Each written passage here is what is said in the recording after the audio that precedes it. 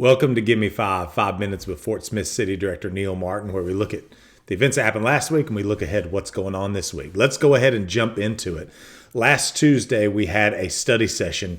One of the items we discussed was just some general things that we've got to do as we go into each new year about assembling and organizing the governing body. We also reviewed an amendment to the limited claims policy regarding flood damage.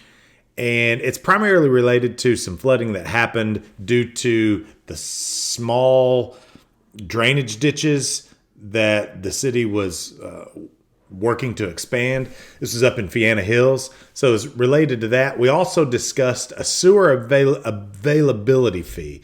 And this is a fee that only affects about 120 customers that are on septic in the city. So if you need more information related to that, if you're on septic, give me a call or shoot me an email and we can talk it through. We also talked about parking issues on Fairway Hamlet Court. And the board ultimately decided to take no action on Fairway Hamlet Court. So that was the study session. Now, this week we've got a couple different meetings, and you can always come down to the Blue Line at 101 North 2nd Street in downtown Fort Smith, or you could watch it online at fortsmithar.gov.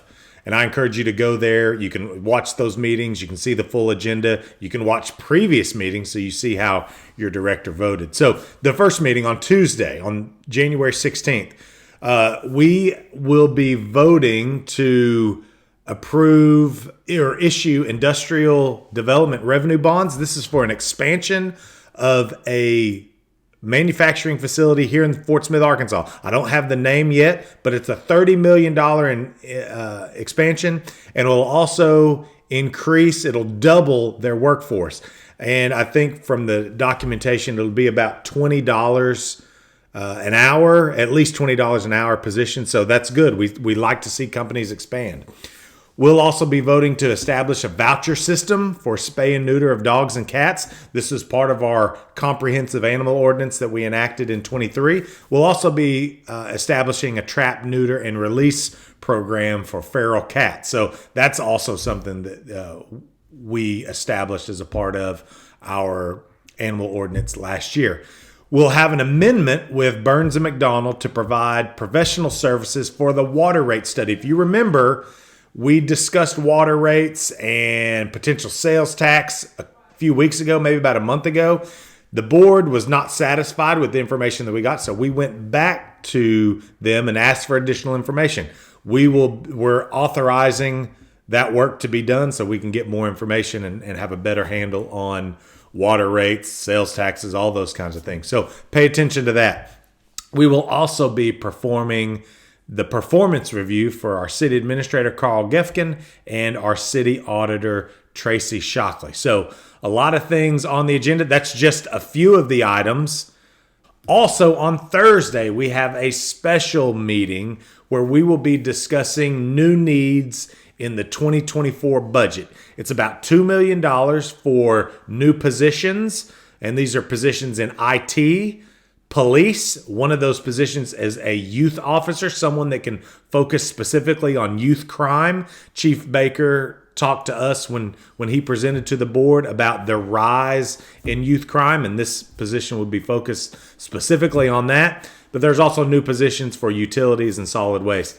On the equipment side, there'll be cybersecurity equipment in IT. There'll be equipment for utilities, police, solid waste, and parks. So we have a full agendas on both of these meetings on Tuesday and on Thursday. So I encourage you to come out to the Blue Line again, or you can watch online.